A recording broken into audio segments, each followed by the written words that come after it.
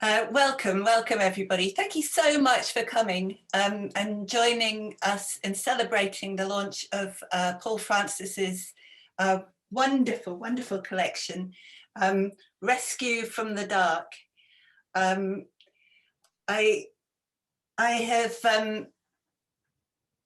known and admired Paul's work for so many years, and but not more importantly, equally as importantly, he has, along with so many other people, he has supported me both in my writing and in Fairacre Press from day one. And I'm just so excited that we've been able to create this collection together. I'd like to, one of the poets who has endorsed Paul's book is Emma Purshouse, and this is what she has said about it.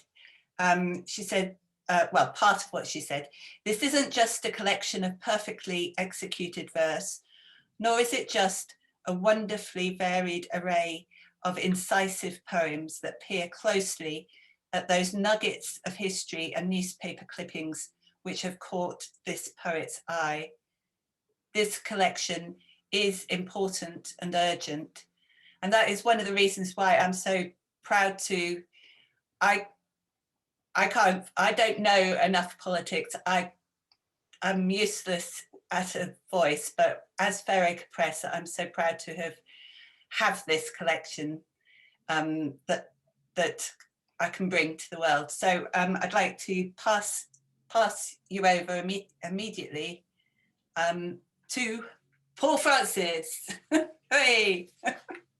Thank you, Nadia. Many of you'll know I've been very busy self-publishing over the years, and I've organised a large number of launches.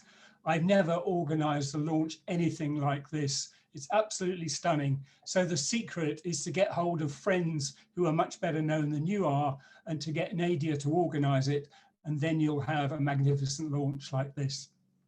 Okay, first poem, Rescue.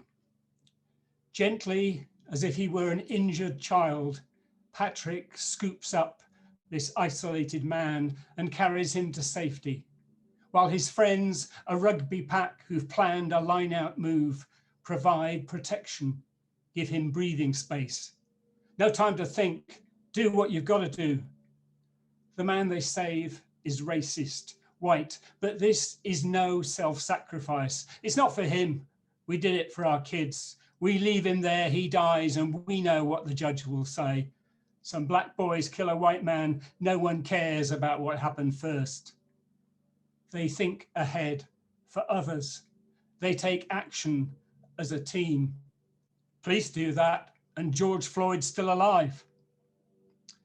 You will probably remember the inspiring photo on which this poem is based.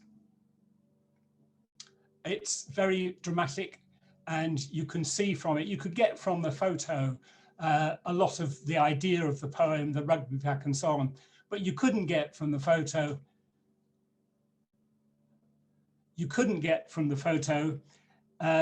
or presume to think what would be the thoughts of the man involved. So to get further into this story, I went to my old friend and familiar source, The Guardian, and this had reports on the men involved in that, and this was the evidence that they provided.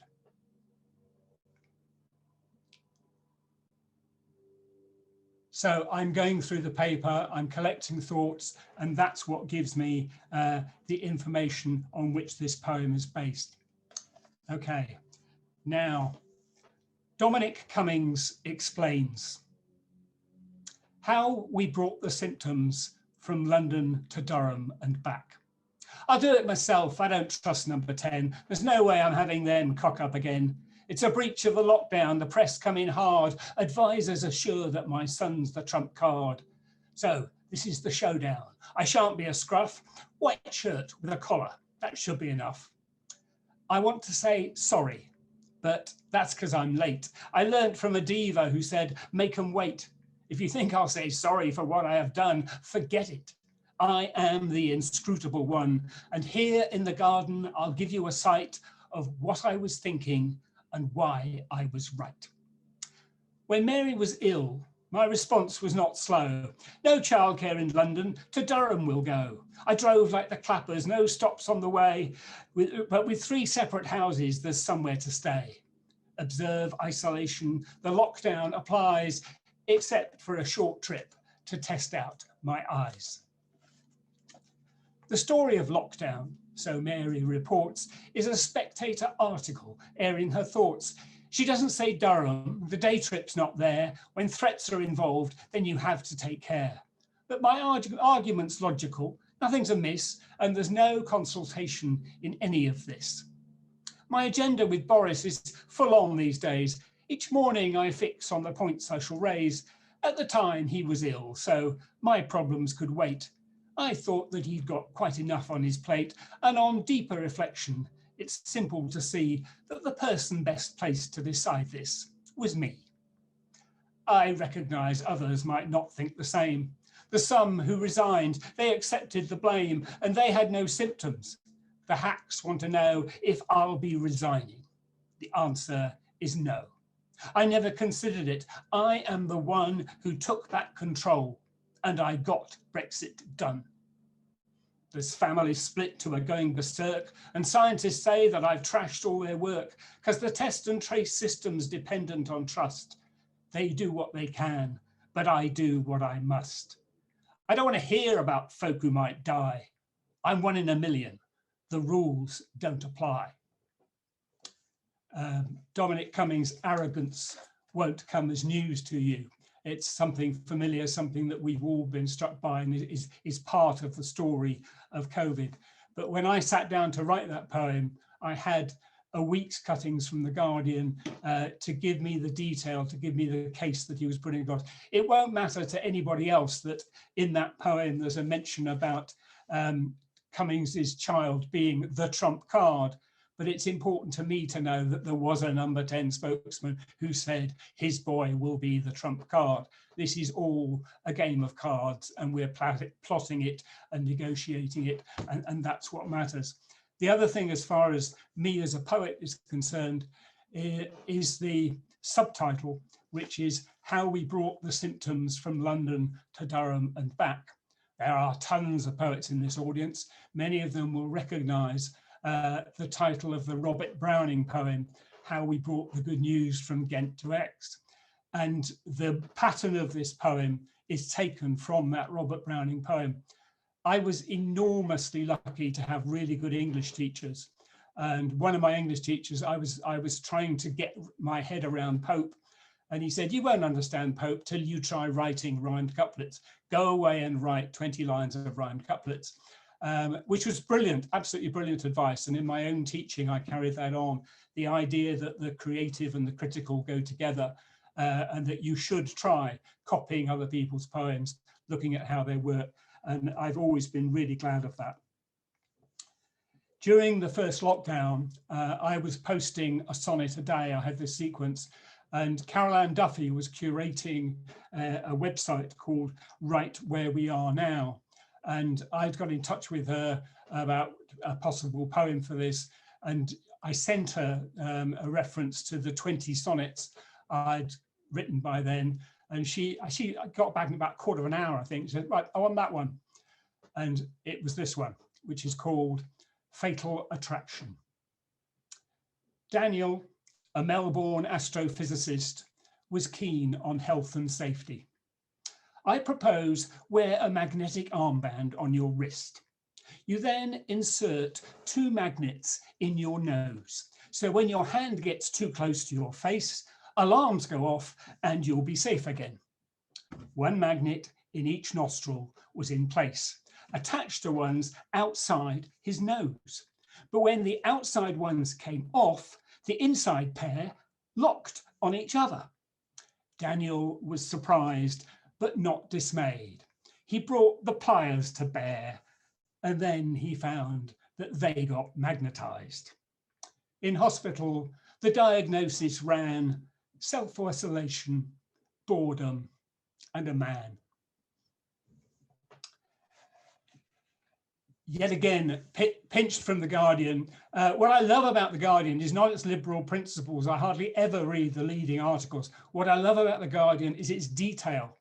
That is a really silly story, but all the stages in it, all the bits that I've explained came from the newspaper story, where they give you a really full picture of what's going on. Okay, this collection is called Rescue from the Dark. It's not a particular rescue, but the notion of breaking free, of moving on to something better. What's the dark? Greed, injustice, racism, but also COVID. Short-term investment. I'm not here on holiday.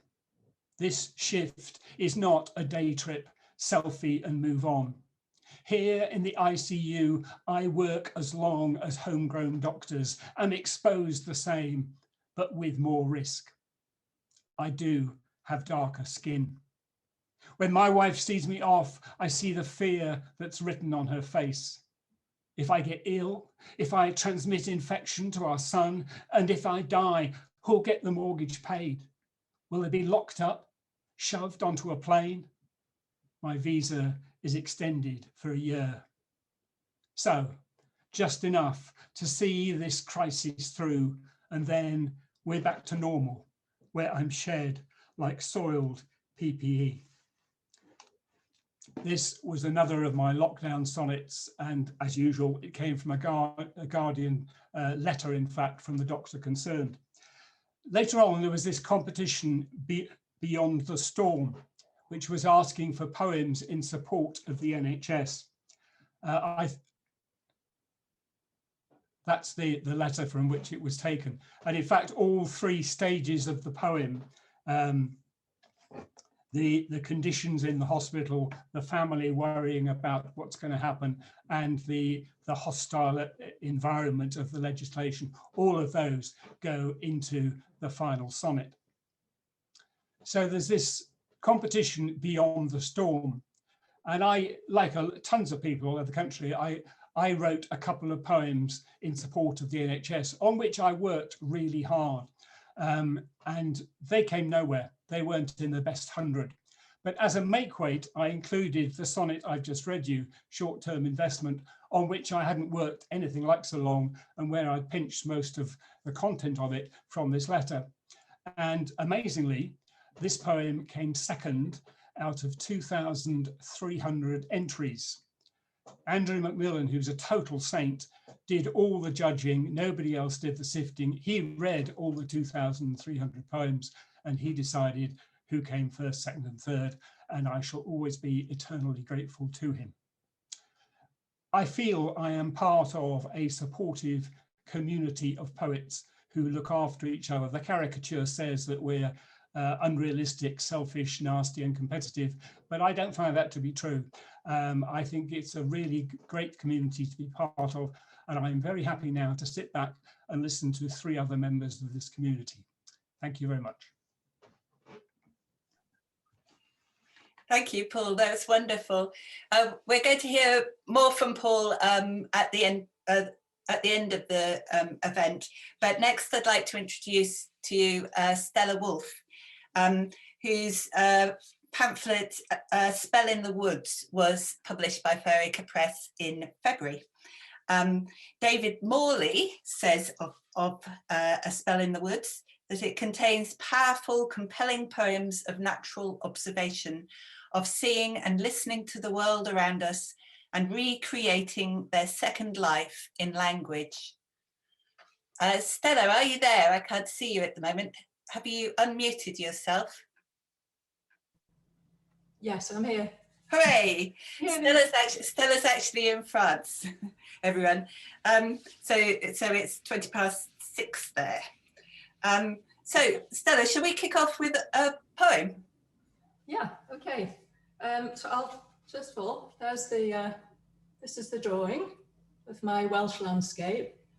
On the Denby Moors, just below where I live, just above where I used to live, there's a pub called the Sportsman's, I'll show you again.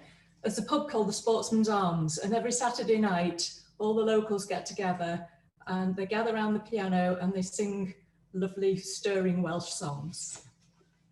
Wales sings, an anthem of scarred valleys, hills uprisings, a rock of boats on pitch and billow seas, of moon-washed moors and drowsy towns, brooding castles settling on old scores, opening forgotten doors with the turn of a key. Hunkered houses smoke to foxes nocturne, blink in the somnolence of owl's lullaby. Night burrows deep as moles into earth's seams, until morning unpicks them with a silver blade, releasing its song into the dazzling day. And always a ruckus of rooks, hacking over chimney pots, haggling for all things bright.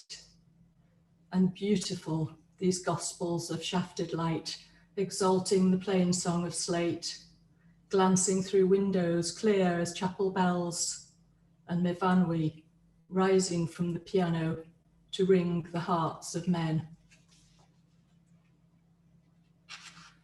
That's lovely, Stella. I forgot to say to everybody that they're 12, oh, is it 12 poems? No, they're more than 13. 13 poems, that's it. We went with the pagan 13. That's it, I'd forgotten. And each one has one of Stella's wonderful drawings with it. Stella, how did this sequence of poems come about? Well, it came about actually because my house is up for sale. So I had to convert my painting studio, because I'm a landscape painter, into a bedroom. So I had nowhere to paint. So I thought, well, this is a good time to learn a new skill, do some drawing, hone my drawing skills. And then really, what do you draw? So I turned to my poems for inspiration of what to draw. So the collection, I had no plans for a collection really. That's just how it came about, you know. I started drawing and the poems were there, so. That's super. Will you read another poem, please? Yes, and this is one from my French landscape, if you can see that. The Pyrenees there, which I have on my doorstep. Spending the day. The day is a bright penny cast from a generous hand, begging to be seized, bitten on, invested, a spit and shine day to be counted.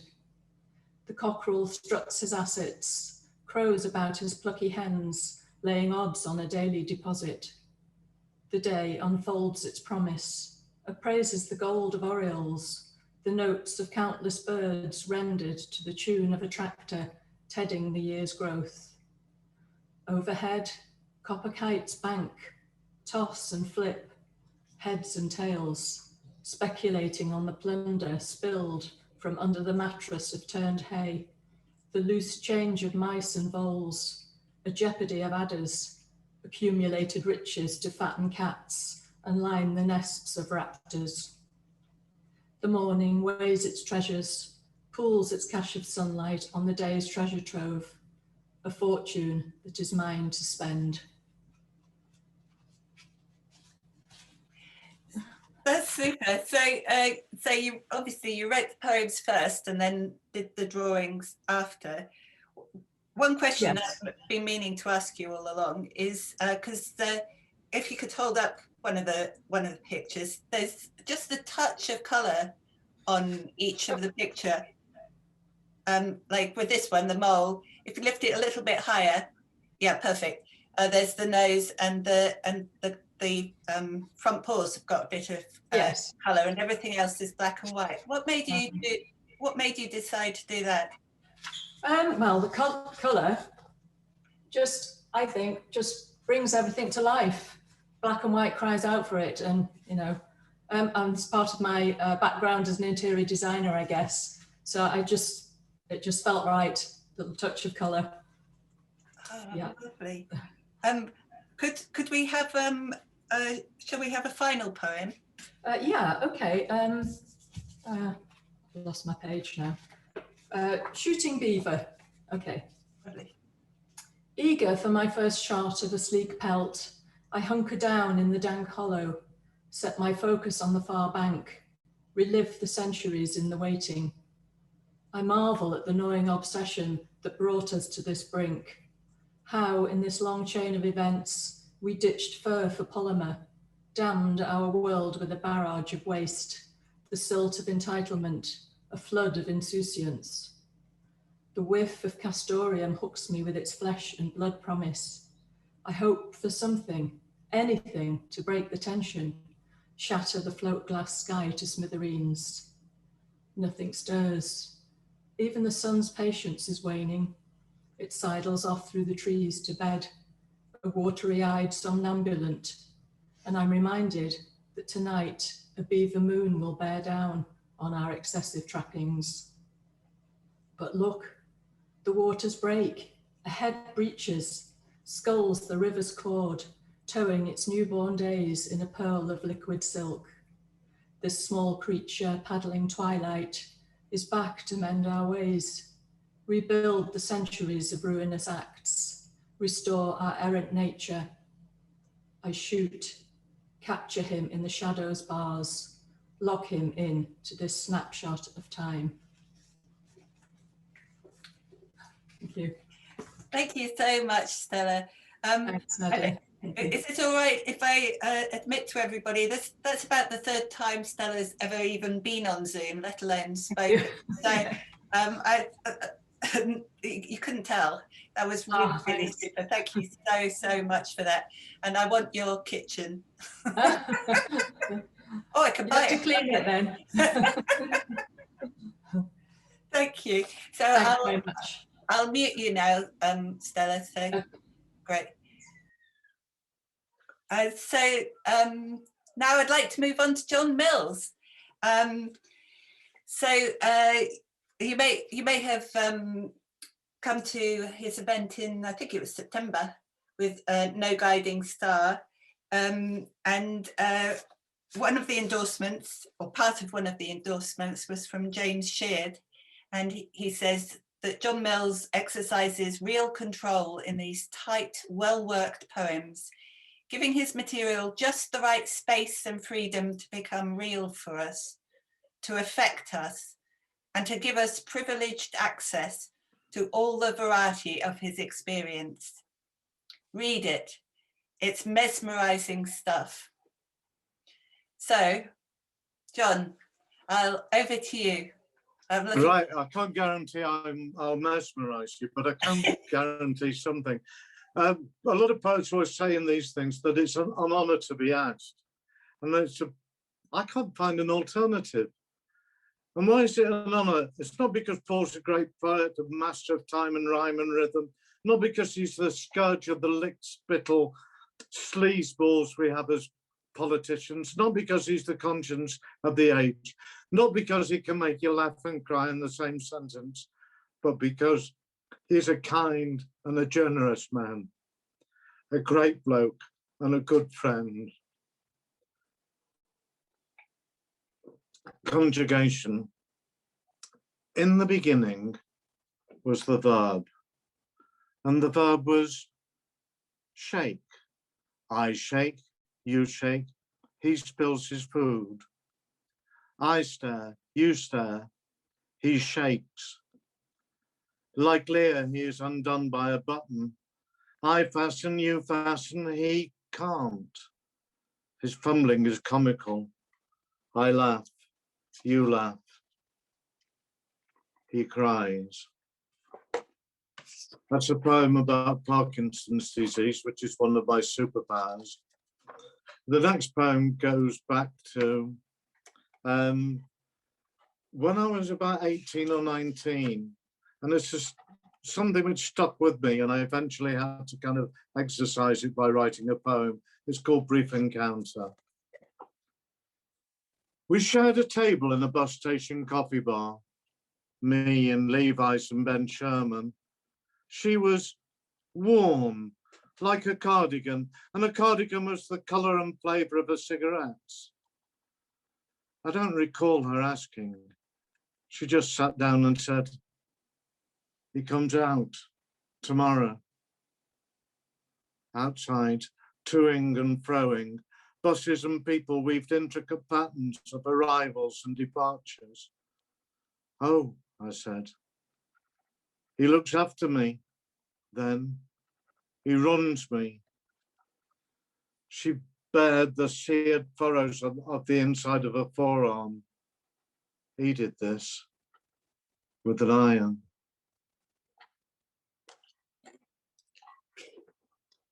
I'm going to read the poem now, which gave the title to the poem, which is very funny because we call the book "There Are No Guiding Star," but the line it comes from is "No Guiding Stars." We actually misquoted our own pamphlet. Totally much. When I was young, fit and vital, I used to do a lot of caving, and that's what this poem's all about.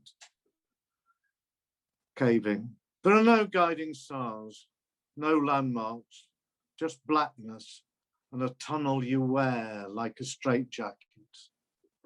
Your forearms drag your body forward, and you exhale an expletive as your helmet strikes the roof, or your battery jams you tight in the crawl.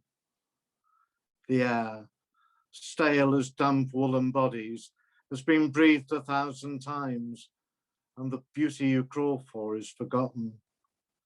You plunge into water, lungs grasp at empty air, the skin shrinking cold, saps the sap of mind and muscle. The roof, bearing malicious intent with the calmness you strive for, sinks beneath the surface. Those who went before are gone, without sound or light, alone, lonely, and fueled by neither courage nor cowardice, but simply a lack of alternative. You snatch a breath and slip your head beneath the water. A slight change now. A slight change now. This is going a poem about my mum's cooking. That's a bit of a colossal change from caving. My mum was a great woman, fantastic. My dad was a great man, and I admire them hugely because they just did so much for me and my sisters. But pies is a moment of catastrophe for my mum. My mother was practical. Nothing seemed to fluster her. Like the time I came home from football looking like a mud wrestler, and she hosed me down in the back garden.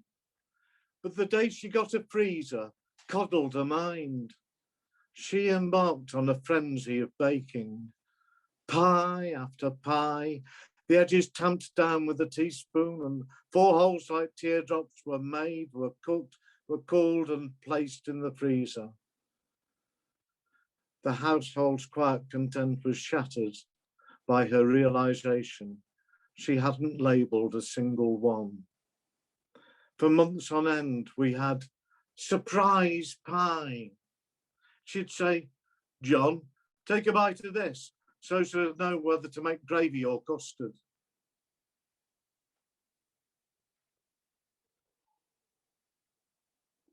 My dad was a very gentle fellow, and he was a very hard worker. I won't tell the story of the poem. I'll let the poem tell you the story. It's called Homecoming. As if 10 hours steel wax sweat, a pint of salt water a restorative, and milk sufficient to ward off lead poisoning was not enough. He'd cycle home. Halfway down the garden path, he'd cock his right leg over the saddle, gas match snapping back no longer slapping like a jockey's whip into his side, and he'd trudge. I'd watch him place the bike amongst the paraphernalia of home maintenance and garden husbandry, and I'd say, "Fancy a couple of overs?" or "Fancy 3 and in?" Each night I hoped he'd say yes. Each night he did.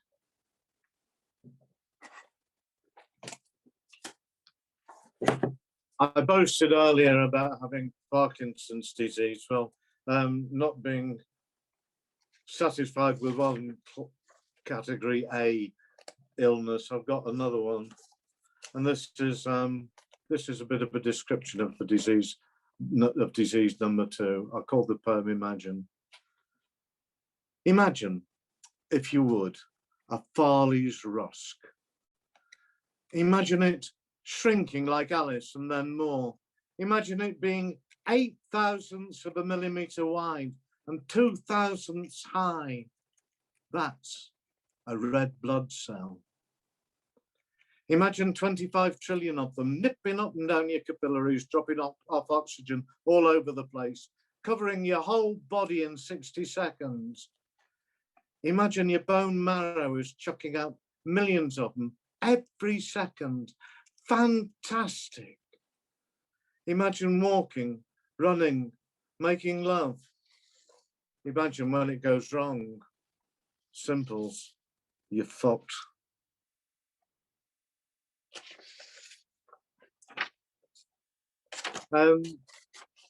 As Anno Domini takes over and other things begin to weaken, I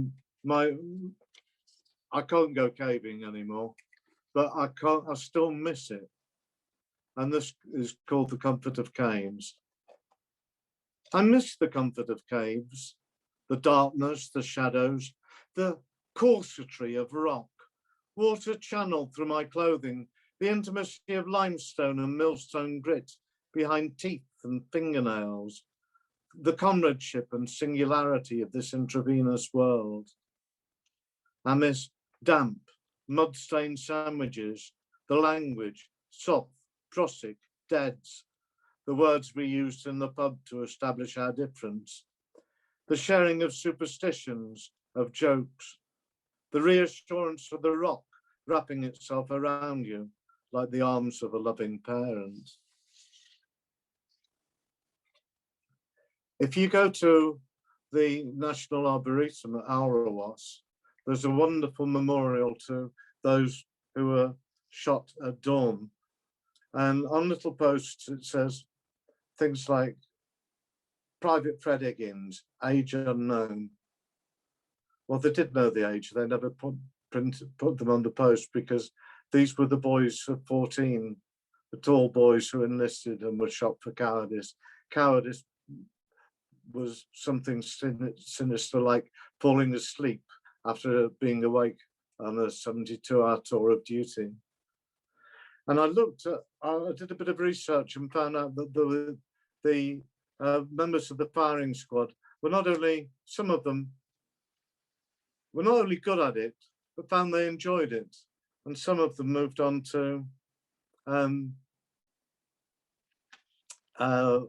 being snipers. And this is called All in a Day's Work, written from the point of view of a member of the firing squad. I didn't close my eyes the first time, not like some of them. I just aimed for the heart. I never fired the blank. I know the recoil feels different. Coughing out a bit of wadding instead of something lethal. No, I hunt man. But I see one. I hold my breath, not for too long or the rifle shakes. Squeeze the trigger and the head explodes. I'm compassionate. Some of them aim low, so it's long and lingering. But I like it quick, clean, nice.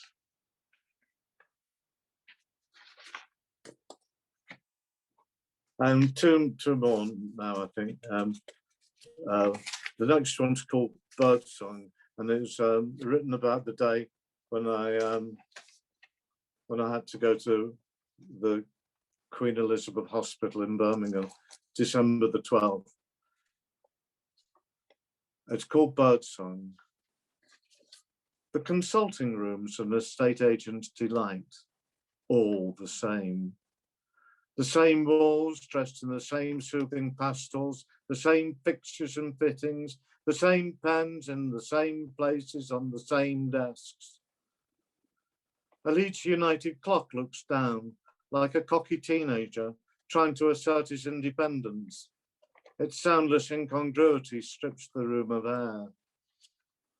The doctor is young, pretty, sits on a foot throughout the consultation. We speak softly like lovers. 2 donors in the world, neither good enough. Who wants a suppressed immune system in the time of COVID?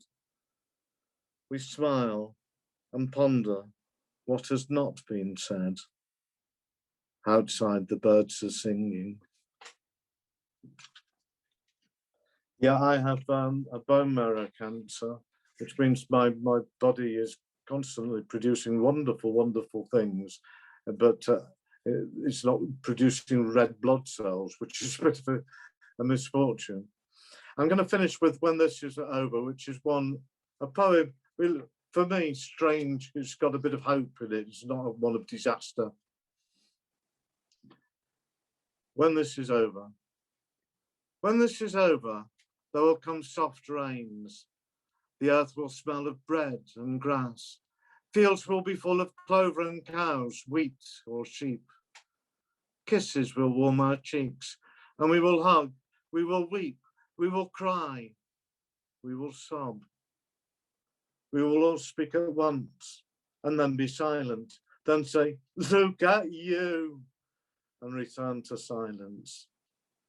We will taste the joy of friendship, smell the garlic on a friend's breath, celebrate our rebirth with the exuberance of a puppy. There will be an empty chair, and we will fill it with grief and gratitude. Thank you very much indeed, ladies and gentlemen. All the best with the launch, Paul. Fantastic stuff. Thank you so much, John. That was fantastic, as always. Thank you. Thank you. I'll mute you. So we're moving on to Emma Purshouse. I'm hoping, well, I've asked Emma to read from her new novel, Dogged, or Dogged, but you may be familiar with this wonderful children's poetry book that Fairacre Press published, which was written by Emma, and the drawings are by Catherine Pascal Moore. And it won, I'll have to check what year it was, it won the International Rubery Book Awards in 2016. And we were very, very pleased. And the judges said lots of wonderful, imaginative and outrageous poems in this collection. Outrageous, Emma, I can't believe that. Which is full of the charms and idiosyncrasies of childhood. The hints about the best way to learn a poem or how to speak a poem out aloud are unusual in a book of this sort and never patronising. Anyway, Emma, over to you. Emma Purshouse. Thank you, cheers. It's lovely to be here. I couldn't resist when 2 of my favourite people in poetry and publishing asked me to come along. It's just a delight to be here to launch Paul's new book. I am going to start by reading a short extract from my debut novel, which is called Dogged or Dogged, published by Ignite Books. It's set in Wolverhampton, you know, as all the best novels are. And it's about 2 women in their 70s and their attempts to protect the contents of a tartan shopping trolley. I'm just going to read the prologue where I introduce one of the characters, Nancy Maddox, and it goes like this. Nancy Maddox stands on the step. Her shoulders have been aching all night. Years of scrubbing quarry tiles up at the Dartmouth are taking their toll.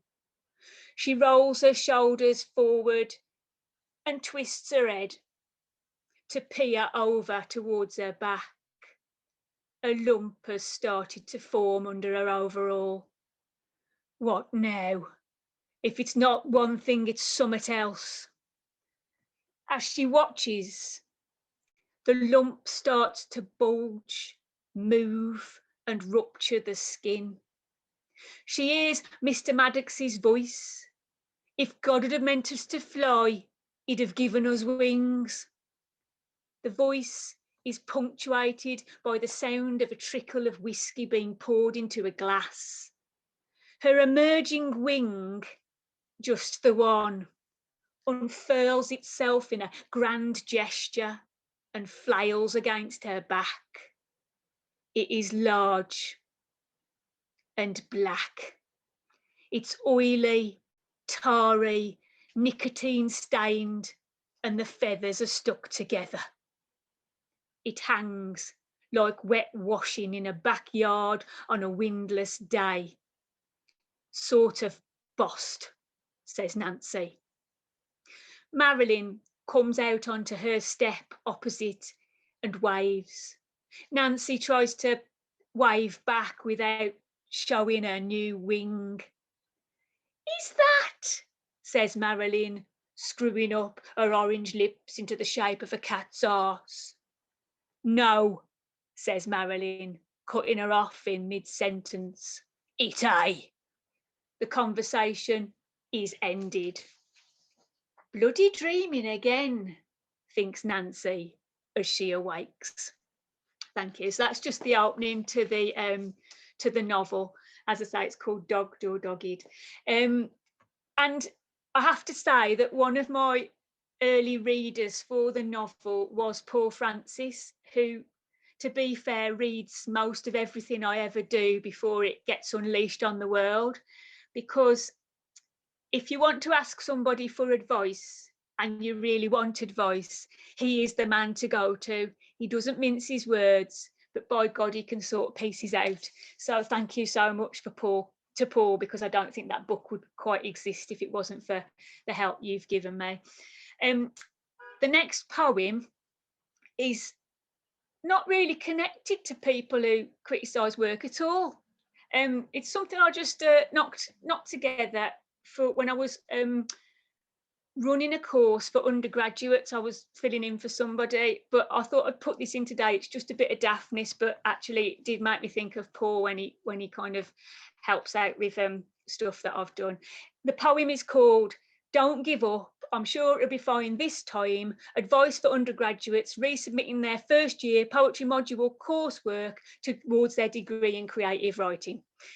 Here's the poem. If you see a cliche, kill it, dead. Don't use rhyme for rhyme's sake, red. Steer clear of obscure abstraction, it will drive your lecturer to distraction. Want to piss off him or her, then use a twill, a twas, a twir. All good things in moderation, applies in particular to alliteration, which when wildly wielded will wind one up and make one ill. At this point, I'll interject, it should only be used for deliberate effect. As for rhythm, don't get me started. Please avoid extra long lines which jut out miles further than the rest of the poem. These lines probably should be split and parted. Oh, and never say the same thing twice. Don't be an oxymoron all your life. No tormented soul or bleeding heart. This makes my nervous twitching start. If I'm to be given a choice, I want poems in your own voice. Show me, please don't tell. Follow this advice and all will be well. So yeah, thanks for good advice I've had off folk over time. Nadia mentioned the kids' book, which she, anybody who's published by Fairacre Press will know the work that Nadia puts into things to make them very, very special. So I'm going to do a kids' poem from the book now. It's a beautiful book and I'm very proud of it, and thanks, Nay, for doing that book. This is a poem about a very naughty little boy called Luke Baden. And you need to imagine that 3 kids have just knocked on a front door, probably somewhere like Tipton, to ask for their money back. It goes like this. Mrs. Baden, we want our money back. Luke charged us 50p. He promised to show wild animals to Tyrone, Chantel and me. He said that he got big cats, he's a rotten little lawyer. We seen a single tubby tabby. It was snoozing by the fire. And the giant tortoise from Galapagos turned out to be a wok. Whilst the world's longest python had googly eyes, it was a sock. Goldie, the killer whale, that speaks for itself. How could anyone fit an orca into a bowl on the kitchen shelf? And the sleepy newborn bear cub was the biggest contrick ever. It was the mouldy fake fur hat that his gran wears in cold weather. As for the invisible rabbit, we couldn't contain our rage. there was simply nothing there except a carrot in a cage. What's that? Luke's not in. He's gone to get the buzz. He's going to a real zoo with the money he took from us. And you won't be giving refunds. Zero, nothing, nil. You think Luke has imagination, an entrepreneurial skill? Well, I'm glad you can see the funny side, because the hippopotamus was a laugh. Luke let us peep through the keyhole at you. You was in the bath. Thank you. I did say it was quite a naughty boy. I've got 2 poems to finish now. The other one was a poem from one of Nadia's anthologies that she put together very, very early on in the history of Fairacre Press. It's a butterfly poem because it's that kind of weather, and it's about the comma butterfly. Flitting low between the jagged margins of the orchard, comma, hedgerow, comma, garden, comma, making a series of brief pauses on the buddleia, comma, hop leaves, comma, nettles, comma, escaping the butterfly nets and cupped hands, comma, taking possession of the air, comma, fluttering out of reach, comma, becoming an apostrophe. And the poem I'd like to finish with, it's a piece I wrote early in lockdown last year, the first one, this time of year last year, and it's about telephone calls and how everybody seemed to be phoning you all at once every day to kind of talk about things because of the confusion, and you couldn't see them, but all you'd got was them in certain spaces in your house or your garden, and this is called telephony. I pace the lawn with Susan in my ear, nattering about work, policing queues to ensure there's social distancing. It makes her sad, she's sick of it. She tells how last week a woman said she was a racist, how today they've been swearing at her again in Sainsbury's. Nag and I balance on a paving slab, the one which rocks this way and then that. And as we chew the fat, he says he thinks my mum looks well, and I envy him the contact. But Nag has a car and a good heart, so it's him who fetches her prescriptions. When Toasty calls, we sit in the sagging armchair like 2 cats, exactly in the spot where the sunshine streams in through the glass, talking crap mostly, laughing at conspiracy theories, gossip, and neither of us mentions that the window needs cleaning. Bridget calls just in time to help with washing up. Linda gets to have a glass of cider on the garden bench, to comment on the birds and squirrels, discuss art and poetry a little. The day is awash with chitter and chat, a galaxy of friends who want to touch base, check in, offload. I learn of cancelled weddings, of funerals live streamed by video link, of food parcels, the kindness of strangers, of unrequited love, of reconciliation, of the care home situation, the trials and tribulations of universal credit. And at night, when my phone rests, recharging batteries, I lie with it in the dark, replay conversations, start new ones, tell my long dead granddad that the grape hyacinths are as blue as ever in the borders, whisper prayers to God should he exist and happen to be listening in on some unknown party line. Thank you very much for listening. Cheers. Oh, Emma, that was fantastic, but that last poem was giving me the shivers. That was just really, really gorgeous. Thank you so much. And well, thanks to everyone who has allowed me to publish them. And it's because it's an absolute honour. But so I don't know what I'm talking about. So I'll go straight to back to Paul Francis, who will be much more eloquent than I am, and his wonderful book, Rescue from the Dark. Paul Francis, thank you so much. Thank you, Nadia. When Nadia told me the lineup for this evening, I thought, yeah, that should work. Oh boy, absolutely fabulous. Thank you. Okay, for paid professional proper poets like Emma, lockdown has been a real pain. For leisured amateurs like me, it's actually been a lot of fun because there's been so much to do.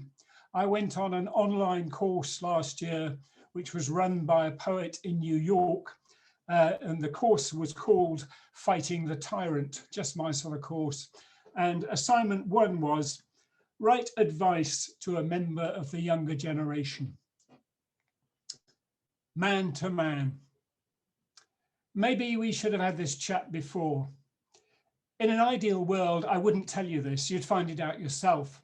You'd have the time to work things out in that secure cocoon, state welfare, cradle to the grave, and grants, a car and house that's better than your dad's, a job for life, the pension, all the things I shan't be passing on.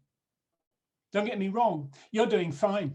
Our sexist, racist hang-ups all got ditched. You hardly skip to beat. Technology that baffles us does what you tell it to. But power?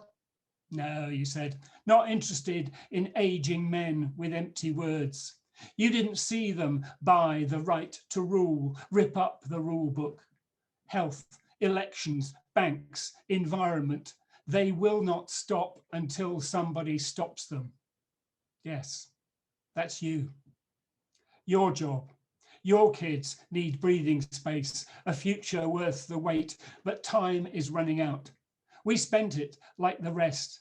You need to know the altogether dream is not a dream. Pandemic brought it out, but cling on tight before they sell it off. So here's your homework, solidarity. It will be tough. You may not win, but that's the legacy.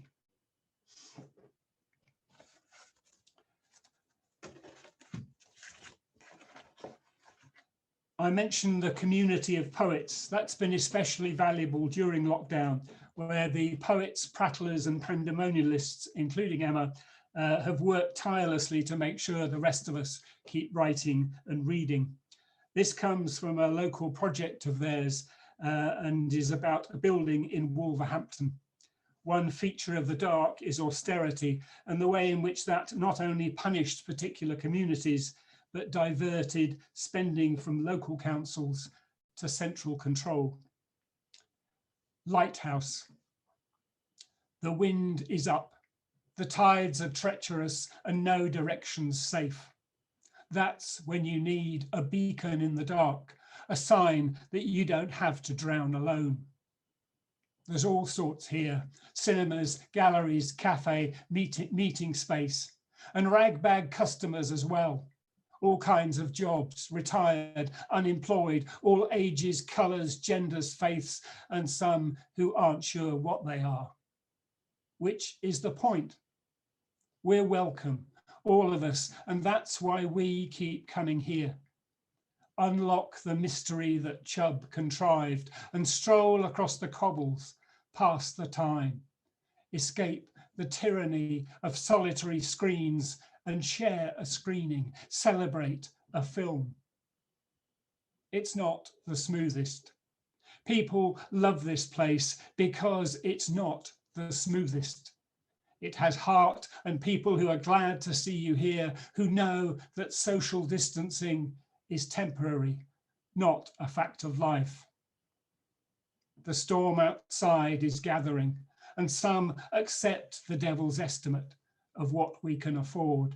To them, this friendly beam is part nostalgia, part extravagance. They won't mind watching if it slowly dies. So those who want to keep the light alive must gather close, cling on to it, as if for dear, dear life.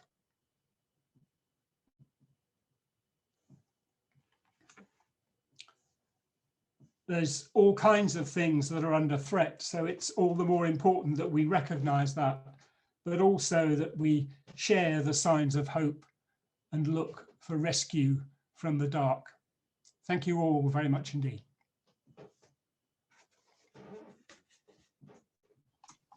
Thank you so much. Thank you, Paul. That was absolutely wonderful, really wonderful. And thank you all so very much for coming. I've just posted up on chat about the next event, which is May the 16th. I'll just mute everyone quickly. Yeah, May the 16th, with Carl Tomlinson, Helen Mort, Alan Buckley, and the author of Being a Beast, Charles Foster. So I hope some of you will come, and I hope some of you will hang around and chat to Paul and us and me and everyone. But that went by so fast for me. I don't know about anyone else. Thank you all so much. Thank you, Stella Wolf, John Mills, Emma Purshouse, and most importantly, thank you, Paul Francis, for a wonderful reading, a wonderful, wonderful book. Thank you.